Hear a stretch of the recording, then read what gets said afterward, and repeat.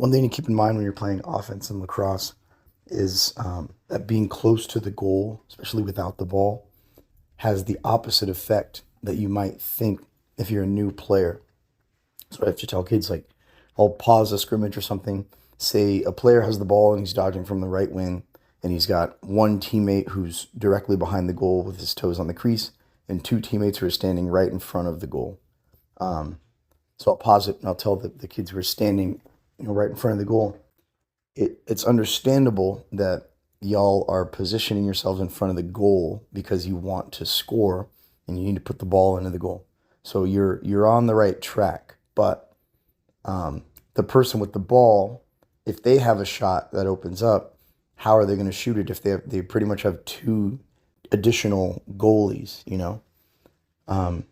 So I always tell players, especially when you're playing off-ball offense, and this is off-ball we talk about more than on-ball because really off-ball offense is what creates scoring opportunities more often than not. When you're off-ball and you are further away from the goal, you always have room to move toward the goal without the ball when it's time. So think about being close to the goal, being right up on the crease. If somebody can dodge and draw your defender to slide from the crease, and they dump it into you, and you shoot it from point blank, that's great. That won't happen as often, especially if a defense learns that maybe there's not a very substantial dodging threat on your offensive unit, and so they might press out. They might be slow to slide and rotate as a team, and so you're kind of just parked in front of the goal, just clogging it up, not really doing anything. So you can hang out near the exterior of the field. So if there are four offensive players, roughly you would want one player pretty close to the end line, one player close to each sideline, or one of the sidelines, and then one player either top middle, right on top of the restraining line, and then one player inside who's kind of moving around and cycling out. But if you're far away from the goal without the ball, it feels like you might not be a scoring threat. But when your teammate makes a move and moves his defender and moves the defense as a whole, now the defense's attention is divided because you're hanging out far away from the goal. You might not be a threat right now, but say in 2 seconds when the defense is rotating into the direction of the ball, because maybe a defender got beat and they have to help or something.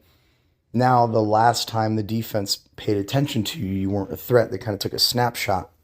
And now that the defense is rotating, you're moving toward the goal. You're kind of getting in between the gears of the defense. Now you're moving into the interior of the field, catching the ball and shooting.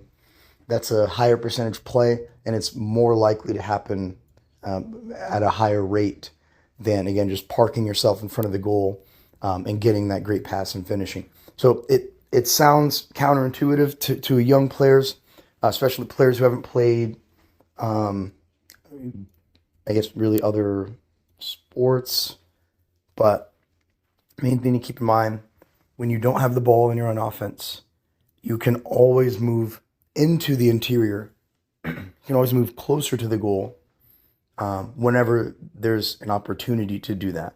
But once you park yourself in front of the net, it's very hard to find room to get open, except unless you get away from the goal, and then you're kind of doing the opposite of what you want to do.